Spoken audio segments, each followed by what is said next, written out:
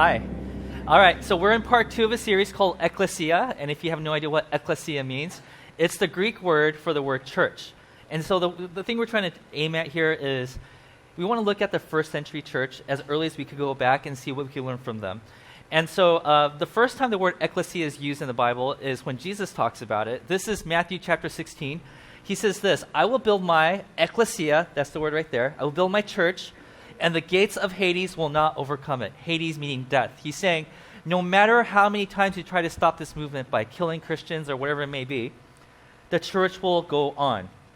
And so last week we talked about the power of the church, how it overcame the craziest obstacles, how there was Caesars in Rome and they were trying to kill off these people and they were trying to stop the movement, but they couldn't, right? But here's the thing, okay? Because I'm hoping last week, and if you weren't here last week, you could catch it online. I hope that by the end of listening to last week's sermon, you got this idea that the church is remarkable. Jesus predicted it to be remarkable, and it's still around 2,000 years later, and the Roman Empire is no more.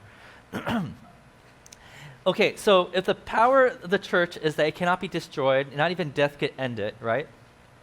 Then that's a good thing, right? Like Superman. Superman cannot be stopped. Well, except some bad movies could actually end Superman. But you know, like this, but even Superman has a kryptonite, right? Even Achilles has a heel. Like there's always a weakness to everything that we could think about. And so the question is, what is the weakness of the church? If not even death could destroy the church, is there something that can actually destroy the church? And the answer is yes. And it's something that we've discovered over time, but then Jesus knew about it from the very beginning. And then Paul the Apostle, who was the first Christian, one of the first Christian leaders, he knew about it also. So let me talk a little bit about this guy named Paul the Apostle. Okay, so he wasn't around the time when Jesus was doing his thing, right? He kind of came a few years later, but he saw the resurrected Jesus, and he was like, my life has changed, I got to do something about this.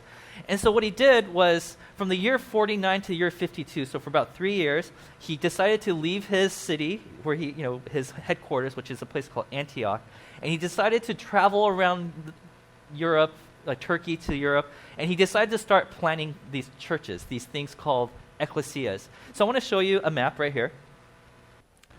Okay, so he started from over here, Antioch, and then he traveled up and he went through this whole region called Galatia, went to Philippi, then he went west with Thessalonica, then to Corinth down, and he crossed the Aegean Sea, and he went to Ephesus.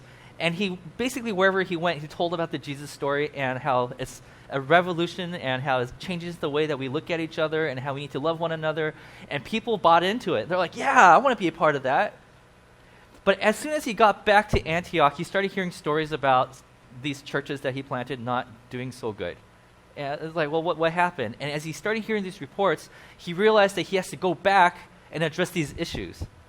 But they didn't have cars back then. They didn't have airplanes back then. So he instead decided to write letters to them. And that's why we have books like Galatians, and we have the book called Philippians. We have the book called Ephesians. Like he wrote these books that we have in our Bibles today. We're looking at other people's mail, basically. We're reading these books to find out what the problems were and what his solutions for those problems, what his remedy was. Okay? And so, for example, in Galatia, the problem there was, well, there's a group of people called the Judaizers who showed up at the doors of the church in Galatia, and they were basically telling people, the way you're doing this thing is all wrong. You have to do it our way. You have to follow all the rules of the Bible, or else you are not a good Christian. And so the church started to divide. And so Paul writes a letter saying, no, those Judaizers have it wrong. Philippi is actually a city where a lot of the retired soldiers that work for the emperor, they retired to. That's where they like to hang out. So they're very loyal to their empire. Right? And in the midst of that, we have a group of people called Christians. And these Christians say, no, Caesar is not Lord. Jesus is Lord. And so you can imagine how they were being attacked all the time. So Paul sees that problem, writes a letter and says, the way you're going to overcome that problem is by sticking together. I don't know if you're starting to see a pattern here. The Ephesians, they had some problems there where there was an issue of prejudice that was happening, basically racism, and we'll talk more about this next week, okay? But Paul basically says, here's how you overcome that. It's by making sure that you know that you're actually one. Are you guys seeing a pattern here? Corinth. Corinth had some really, really, really big issues. And the way that Paul decided to deal with that is like, well, there's people who are like, yeah, we're all Christians, but I like that person's teaching, like that person's preaching, like that person's thing, and he's like, no, we're not all separate, we're all one, please. He's like, well, we're rich, we're poor. It's like, yeah, but you should be one. And so what Paul and Jesus and we have discovered over the years is that, that death cannot destroy the church.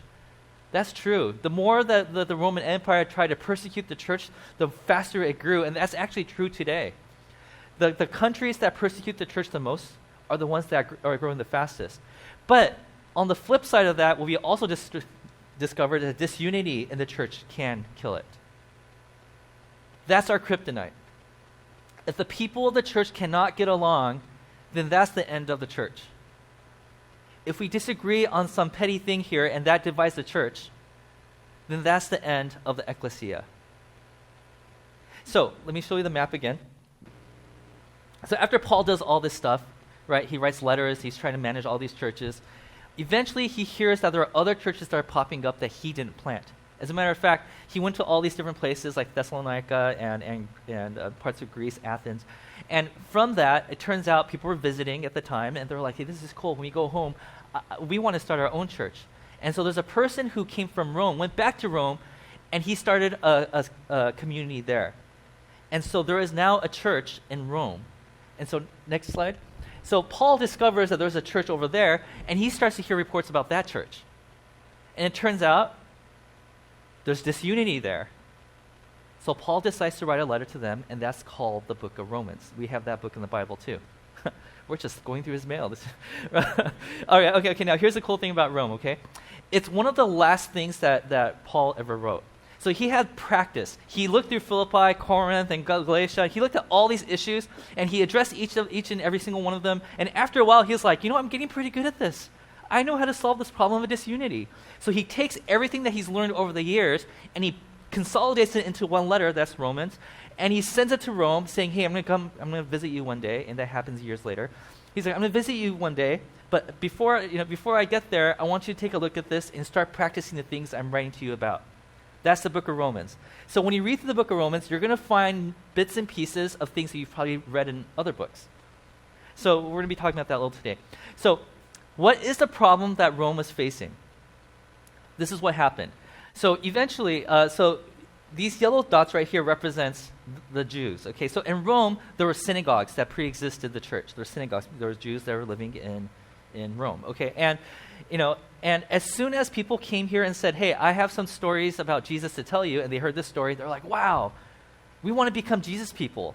So these synagogues transformed into churches. Now, these Jews who live in these synagogues, they're saying like, well, if we're a church, that means that we no longer discriminate people based on, race, right? So we're going to start letting non-Jews into our community, and those people are called Gentiles, okay? So what happened, next slide, is that these Gentiles, they moved into these communities, and they started hanging out together. And these Gentiles was a smaller group than the Jews. The Jews were like, hey, welcome to our community. Here's some kosher food. Here's how we live our lives. But here's the problem.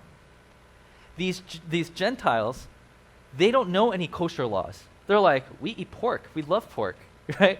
And these Jews, they like to take Saturdays off. They're like, it's mandatory for us to rest on Saturdays. These Gentiles, like, we work 7 days a week. We don't understand this. So they were together in vicinity, but they weren't getting along. And then, at that time, they had a Caesar. The Caesar was Caesar Claudius. By all historical accounts, he was a crazy guy. Okay, so you don't have to know too much about him, right? But around AD 50, give or take a year, Caesar Claudius said, okay, I'm sick and tired of the Jews in Rome. I'm going to kick all of them out of here. So he expels all the Jews out of Rome. So this is what happens to the church. So all of them are pushed out, and now we have a church that used to be a synagogue that's filled with non-Jews, Gentiles. And as they continue to grow this movement, next slide, more and more Gentiles start to join the church movement. Now, 5 years after these people were expelled, the Jews were expelled, they were eventually allowed to come back. So next slide. But when they came back, they discovered, wait a minute, there's way more of Gentiles than there are of us. Excuse me. So what should we do about this? And as they were mingling, they're like, this isn't how we left the church. Like, I don't recognize. Like, the Jews are like, I don't remember this place being like this. I thought we had some certain practice in place, but we don't have that here anymore. And so all of a sudden, these Jews felt like they didn't belong here. So what happened? Next slide. They eventually separated. Paul heard about this story and said, we need to fix this, because disunity is the Achilles heels of the church. This is Superman's kryptonite. This is the thing that could close down this church. We got to do everything we can, because Paul, in Paul's mind, he believed that more than anything, church is going to be the thing that revives this world. It's going to make the world a better place if the church is the church. But the church dies before it could ever do that, then, it's like, well, what is the world going to do? So, so about 1 to 2 years after this whole thing takes place, Paul writes a letter to them, and that's called the book of Romans. So what I'm going to do today is we're going to be looking at parts of that letter that Paul wrote and see what we could extract from it, what we could learn from it on how to overcome division in the church. And you're like, wait, Kot, so division in the church, we're fine, aren't we, Westlake? I mean, we've been doing pretty good at this church. It's like, yeah. But you wouldn't believe it, okay? Because while we smile at each other and we get along with each other, if you were to sit down face-to-face, knee-to-knee at a table, and we start talking about our core beliefs, where we stand politically, what we believe about certain lifestyles, I guarantee you the majority of you will disagree with one another. It's just that we haven't had those deep conversations that you haven't really discovered what you guys disagree on yet. And the day that you find out that you disagree, almost like polarizing, like you're like, I completely disagree with you, buddy, right? When you get to that point, what are you going to do about that? How are you going to overcome that? And so Paul talks about that in the book of Romans. So we're going to be looking at chapters 12 all the way to 14. And you're like, whoa, we're going to read through that many chapters? No, because I've done you guys a favor, okay? So we're going to look at Romans chapter 12, and this is called the KSV, Katz's summarized version, okay? So we can save a lot of time. Now, I'm going to summarize it in a way that addresses the point that we're trying to make, but there's a lot more there, so I encourage you guys to go home and read it if you want to, okay? But maybe one day we'll do a whole series in the book of Romans, but Romans is one of my favorite books. So here we go. Verses 1 and 2, my summary. Don't treat each other as the world expects you to. The world has taught us how to treat each other. Stop doing it that way. Worship God by sacrificing yourself for one another. He calls it a living sacrifice. This is what he's saying. He's saying the way that people worship God is by singing songs, sacrificing animals, and stuff like that. It's like from this day on, the way you're going to worship God is by sacrificing yourself to one another. You're going to do things for one another, considering yourself less than the other person. Because what the world teaches us is if you're rich, then you must be better. If you have this level of education, then you must be better than the person who doesn't, right? If you live in this kind of house, if you drive this kind of car, if you're this or that, then you must be better than the other person. And he says you have to stop treating people that way. That's what the world teaches us. We are not going to live according to that. The way we're going to worship God is by treating one another as if they are better than us. That's what 1 and 2 is saying. Then the next few verses, 3 through 8, he says, don't think you're better than the other. Use your talents to serve one another. Paul goes to this list of all these things. He's like, if you have the talent, if you have the gift of prophesying, then use that gift to serve somebody that is different than you. That's your act of love. If you have the gift of serving, like you like to do the tedious things, right? If you just enjoy doing that kind of stuff, use that. God has given you that talent so you can serve the other person to show them that you really value them. If you have the gift of teaching and people are having a hard time understanding stuff, I want you to use that gift to teach somebody in your church so that they know that even though you guys are different, that you value them. And he goes through this list. If your gift is encouraging, let them encourage. If your gift is to be generous, to give, he's like, give generously, because that's the way that God wants you to love other people. If your gift is to lead, use that gift. Lead other people, give them leadership. Teach them how to survive, If your gift is to show mercy, he says, then show mercy. So he's saying, God has given you certain types of gifts. You're really good at certain things. Use those things to serve other people, and that is how you're going to consider others better than you. Then he closes out chapter 12 by saying, so I want you to love sincerely. Forgive one another. You can hear the voice of Paul in chapter 12. He's saying, guys, this is so important. Make sure that you treat the other person as if they're better than you. Respect them. Do everything you can to melt away any kind of, walls that you see around you. Do whatever you can to do that. And then he moves on to chapter 13. In the first part of chapter 13, verses 1 through 7, he says this, love even the political figures that oppress you.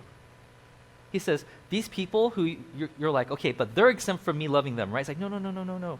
Even the people who oppress you, even the people who are governors and even the Caesars, all these people who are there to make sure your life is like hell, he's saying, believe it or not, if they're in that place of power and God hasn't pulled them off of that pedestal, then maybe he's supposed to be there. And so you better respect that person. It's like, oh, I don't know if I could love that person like that. It's like, next part.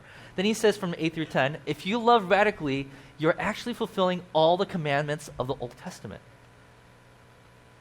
It's like, what loving this person might look like I'm breaking some of the laws that I grew up with. And it's like, no. If you're actually loving somebody sacrificially, then you're actually fulfilling all 600 plus laws in the Old Testament.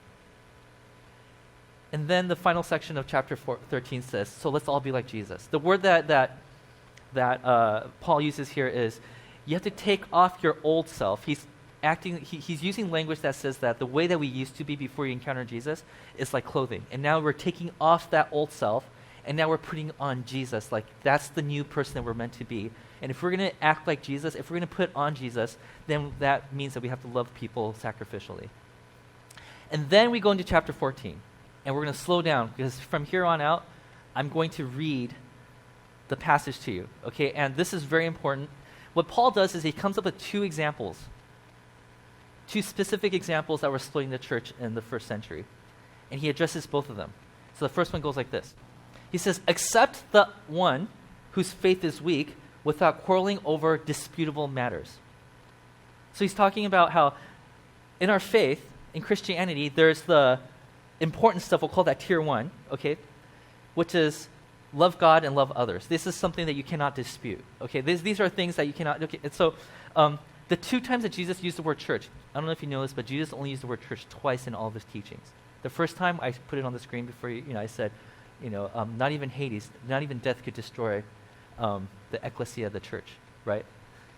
The second time Jesus uses the word church is when he says, when it comes to people that you get in a fight with, make sure you confront them one-on-one, then two-on-one, then, he gives you instructions on how to make sure that you can maintain unity in the church, right? So when it comes to church, Jesus already had in mind the two things that are most important, right? He said, when it comes to, the strength of the church, that's worshiping God, I want you to make sure that you don't lose that. But the second thing I don't want you to lose is how to get along with one another. He said, those are not disputable. You have to maintain those no matter what it is. And Paul says, but the things that's separating this church, the thing that's bringing disunity in the church of Rome, are not disputable matters. It's actually, you guys are splitting over tier 2 things. Well, what are they? Okay, so in order to illustrate this point, I need 2 volunteers. You don't have to do anything except for writing a few words on this sheet of paper right here. Okay? And standing here, I'm going to point to you. Okay, so I need somebody who loves to eat meat.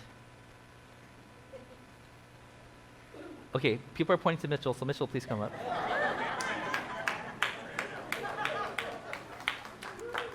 You hold this? You get to keep that sheet of paper. Blue or black? Okay. I need somebody who loves to eat salad, vegetables.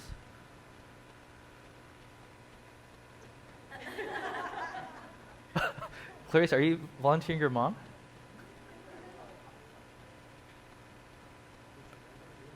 Clarice, all right, okay, here you go. This is yours. All right, so let's read the next verse. Here we go.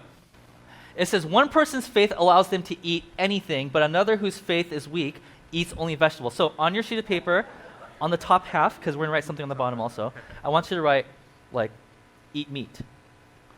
On the top half of your paper, I want you to write, eat vegetables. Okay? I don't know if you want to write on something. Okay, so this is... Oh, she's doing it, yeah. All right. So as they're writing this, we're going to read the next part, okay? And this is my way of making it more visual so that... Because there's 2 characters in this story, and I need to be able to point so you know exactly what I'm talking about. Okay, so next verse. The one who eats everything, that's you you eat everything because you eat meat, right? Must not treat with contempt the one who does not, that would be Clarice, and the one who does not eat everything must not judge the one who does, for God accepts them both. Okay, so hold up your signs. All right, okay.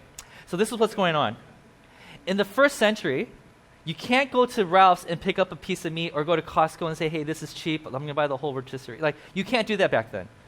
Back then, meat was very, very expensive.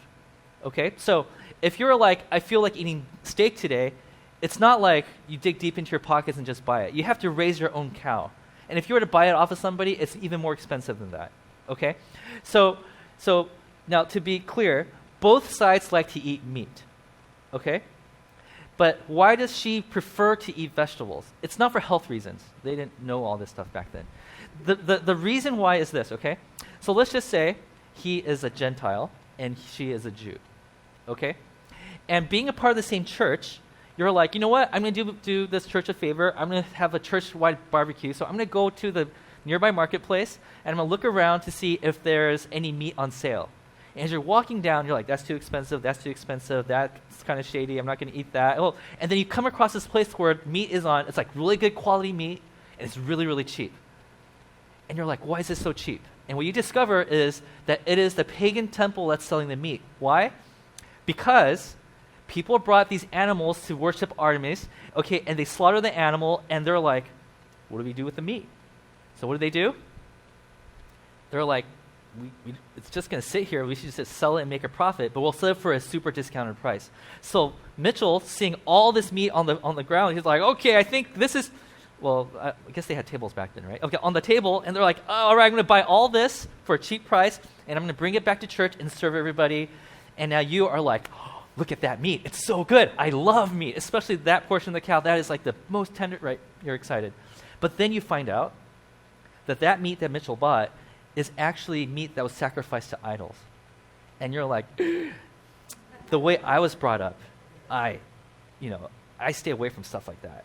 Because by eating meat that's sacrificed to idols, that's dedicated to idols, you feel like you're actually violating some of the rules that you were brought up with. Like, oh, if I'm going to worship God, and God is the only God, then I shouldn't be even participating in this.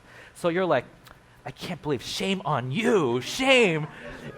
And but this is what you're thinking. But my God is strong.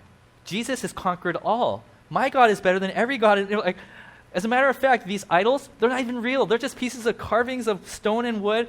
My God is real, so I have no problem eating this meat because it means nothing to me. So do you see how there's this divide that's happening? Paul tells them, when you're eating meat, right, and she's not, don't judge her for not eating meat, because you're thinking like, she has a very low view of God. Because God, he's so powerful, he overcome all, right? But over here, you're thinking, he's not really a Christian. If he was, he would know that this meat, just, right? Okay, shame on you. Okay.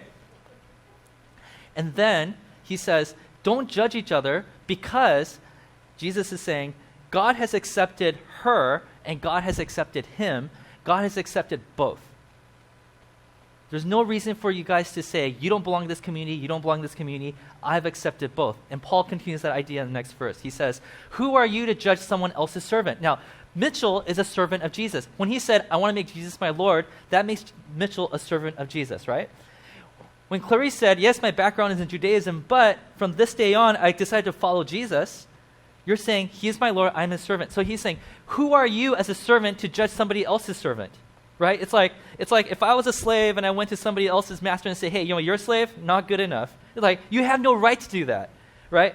So then he says, to their own master, servants stand and fall. It's like, it's up to the master to decide if this person is good enough to be my servant or not. Right? And then what does he say? He says, and they will stand, for the Lord is able to make them stand. He's saying, if you're asking Jesus to stand on the side of the one that is the better servant, he's standing on both sides. He allows both to stand.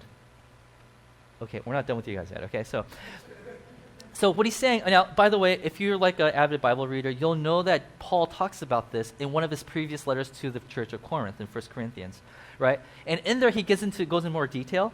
And basically what he's saying is some people have strong faith and some people have weak faith, okay? And so this is what he says. There's different levels of faith.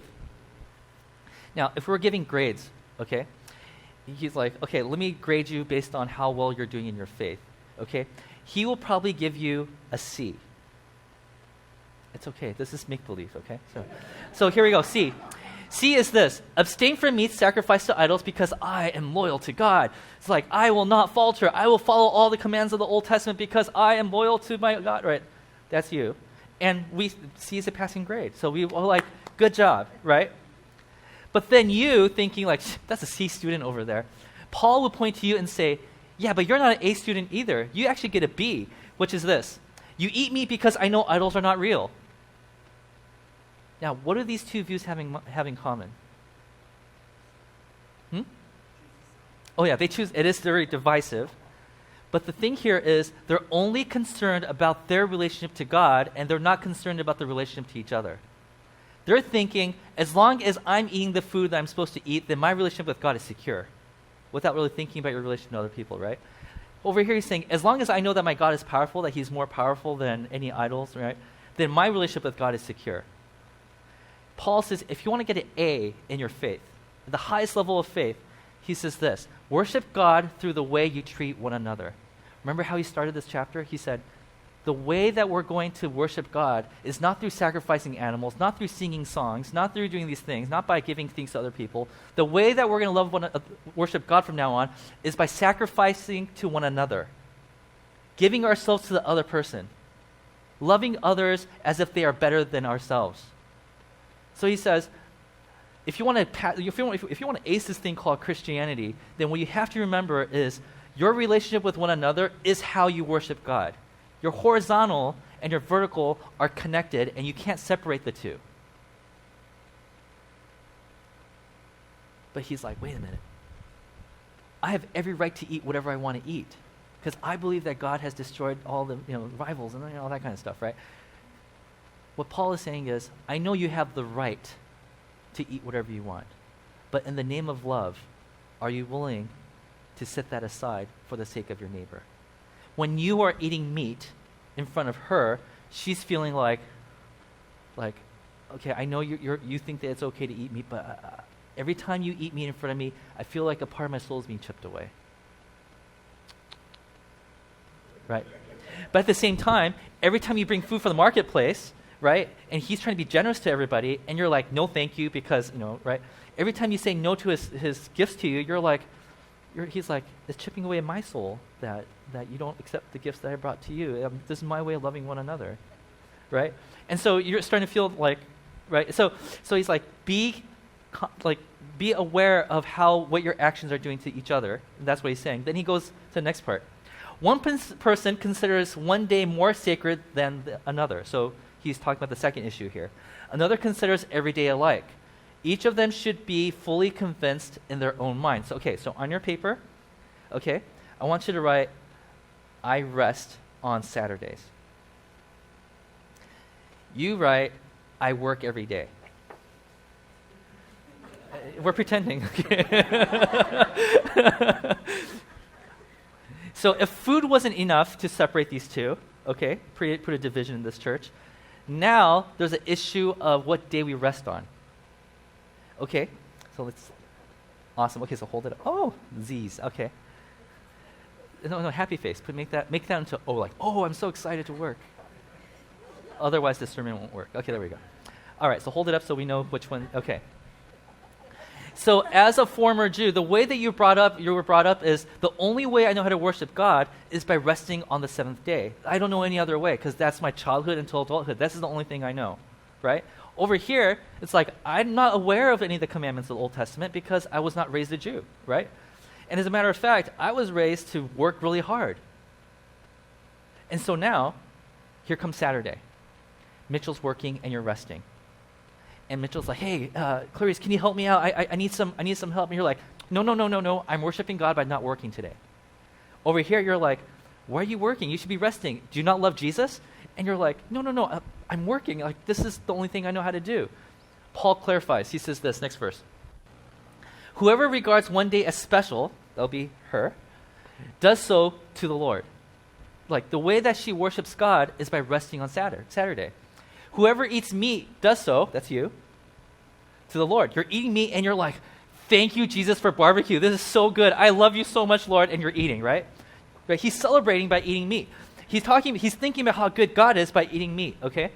For they give thanks to God, and whoever abstain does so to the Lord. Like, I'm not going to eat meat because I love God. So they're both eating and not eating because they love God. Abstain does so to the Lord. Oh yeah, and whoever abstains does so to the Lord and gives thanks to God. So Paul summarizes everything in the very next verse, and this is very important. This is what he says. For none of us lives for ourselves alone, and none of us dies for ourselves alone. The minute you become a Christian, the minute you start following Jesus, everything you do is for God. So when he goes and buys meat at the marketplace, he's doing that for Jesus. When he's working all 7 days, right, working really hard with a happy face, he's doing it because he's like, everything I do, I'm doing it as if I'm working for God. So if I'm going to be building houses, if I'm going to be working on accounting, if I'm selling donuts, whatever it is, right? Every day I do it because I'm doing it because this is my act of worship. Over here, she's like, I'm not going to eat certain foods because that's how I told God that I love him. I'm going to rest on one day because I remember growing up, my parents taught me that that's how I'm going to love God. So this is kind of weird because he is totally convinced that loving God, you have to do A, B, and C, and she's totally convinced to love God, you don't do A, B, and C. And he says, these are disputable matters in the church. He says, do not separate over these things. And the instructions that Paul gives them, okay, is I want you to think about her. So when it comes to eating meat, and as you're eating meat, you see that her she's really bothered by it. He says, don't eat meat in front of her. Eat it in the privacy of your own home because that is how you love somebody else. Good job, right? And so okay, and Paul says, when you see him eating meat, just make sure you remember that that's how he loves God. So the next day, right, you're ready. It's like when Mitchell comes to church today, and when he starts eating meat, I'm going to not judge him. And I'm going to smile, and I'm going to sit next to him and have a conversation with him as he's eating his meat. And I'm going to try my best not to be bothered by it. Right? And so here comes Mitchell. And he shows up, and he doesn't come with meat. Because he's like, I got to do better to love my sister, right? And so you're like, oh, I'm expecting you to bring meat. It's like, oh, I was expecting you to, and all of a sudden there's this mutual sacrifice. So basically his solution for a divided church is mutual sacrifice. You always put love above any ritual that you think is your act of loving God. Because by mutually sacrificing each other, you are in that way worshiping God. Okay. Thank you so much. Give them a hand. You could keep the paper. I'll take the marker. Thank you.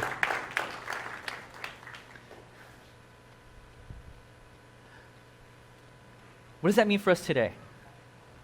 What does that mean for us today? Let's just say Daniel comes up and starts playing the guitar. And you're like, I was looking forward to an organ, man. Like, that's my jam. Right? What happened to the organ? Because sometimes they play with their they play with their feet, and like that's like requires more skill than playing guitar. Like that's how you worship God. And so you're sitting there like, I don't want to worship today because and there's a difference in worship styles.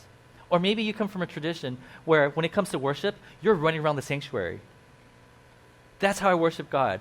And so here you are worshiping God, and you see people running around you, and you're like, I can't focus on the music. I can't focus on Jesus. Maybe you come from a tradition where you have these big flags, and you're waving them, right? And it cuts in your face. You're like, oh, I can't see. What is this, right? And it's bothering you. What Paul would say in this situation is this. He would say, if you're the kind of person that likes to run around while worshiping, consider that it might be distracting to people around you. But for the person who is distracted by those things, Paul would say, let that person run around, because that is the only way that person knows how to worship God. Mutual sacrifice. Maybe there's other things, like maybe language. You're like, when I come to church, I have to use some Christianese words. How art thou? Are you blessed? Like, who talks like that, right? And some people are bothered by that. It's like, it seems so superficial. It doesn't seem like a genuine greeting. It seems fake. But for other people, they're like, I don't like street language. In the church, we use specific language because that's how we love one another, right? And Paul would say, consider that your language might be actually offensive to other people. Oh, by the way, talking about like using profanity, cursing other people, this is a free country. You could say whatever word you want. You could curse as much as you want. I'm not saying, you should, but the reason why we don't curse at church, well, some of you do anyways, but the reason why we don't, okay, is not because there's a rule that says you can't. You can say whatever you want, but you using profanity may offend other people, right? But you, as a person who gets easily offended by people using profanity, if somebody uses a bad word, instead of being offended by it, consider, well, this is the only way this person knows how to fully express themselves, and church is a place where we could be real with one another. Do you see how there's this mutual sacrifice, this mutual saying, like, I'm considering the other person. Maybe some of you guys stand on different ends politically. And you know that when you talk politics, the other person gets uneasy. And maybe for you, what you have to do is, I need to hold back on my opinions on these things. But when they do express these things, if you get offended easily, you might have to say, you know what? This is this person's way of saying, this is what I think is best for this country, and I think this is how God's light is going to shine in this world if this person gets elected or if this bill passes or whatever, right? Maybe it's a lifestyle. I live a different lifestyle than the person that's over here. And while I know that my lifestyle may be offensive to some people, right?